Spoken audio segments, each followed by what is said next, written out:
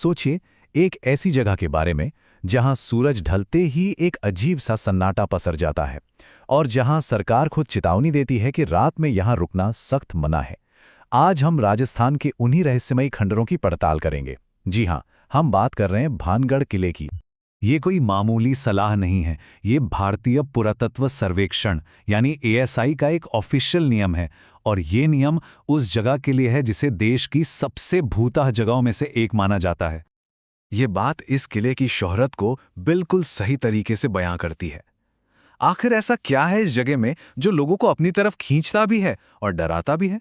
चलिए आज इसी रहस्य से पर्दा उठाते हैं। तो सवाल ये उठता है कि ये जगह इतनी बदनाम कैसे हो गई कि सरकार को बीच में आना पड़ा। आप देखिए, वैज्ञानिक तो भूत प्रेत की कहानियों को अक्सर नहीं मानते हैं ना, पर जब सरकार खुद रात में जाने पर पाबंदी लगा दे तो फिर इन कहानियों को और हवा मिल जाती है, रहस्य और गहरा हो जाता है। लेकिन हमेशा से ऐसा नहीं था। एक वक्त था जब भानगढ़ डर की नहीं बल्कि शान की निशानी था। चलिए इसके इतिहास पर एक नजर डालते हैं। हाँ, तो ये किला 16वीं सदी में राजा भगवंत दास ने बनवाया था, जो मुगल बादशाह अकबर के बहुत खास थे।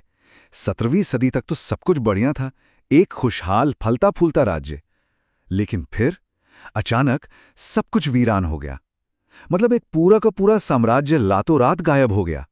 यही बात तो इसे इतना बड़ा रहस्य बनाती है। तो सवाल फिर वही है, आखिर हुआ क्या था? कैसे एक पूरा शहर वीरान हो गया? यहाँ की जो लोकल कहानियां हैं वो दो बड़े श्रापों की तरफ इशारा करती हैं।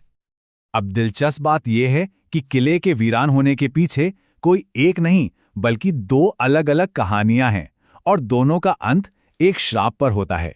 तो चलिए जो सबसे मशहूर कहानी है ना, उसकी बात करते हैं। ये कहानी है जुनून, जादू और बदले की। कहते हैं एक तांत्रिक था जो राजकुमारी रत्नावती की खूबसूरती का दीवाना हो गया।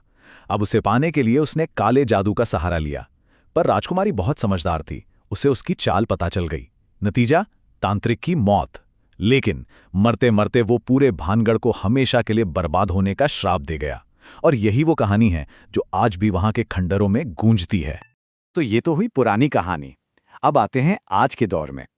यहां आने वाले लोगों के जो अनुभव हैं वो इनके वदंतियों को और भी मजबूत कर देते हैं।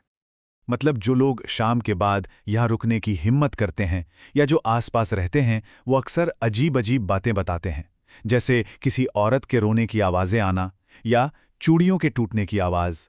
कभी कभी तो परछाइयाँ तक दिखने का दावा किया जाता है। ये सब बातें इस किले के रहस्य को और भी उलझा देती हैं। ये बात एक टूरिस्ट ने कही थी और कितनी गहरी बात है। उसने देखा कि किले के अंदर जो मंदिर हैं वो भी खाली पड़े हैं, उनमें कोई मूर्ति नहीं है। सोचिए, ये एहसास उस जगह के सूनेपन को कितना बढ़ा देता होगा। तो कहानियां तो बहुत डरावनी हैं और लोगों के अनुभव भी असली हैं, पर क्या इसका कारण सच में कोई भूत प्रेत है? ये सवाल हमें एक अलग ही दिशा में सोचने पर मजबूर करता है, किले की लोकेशन की तरफ।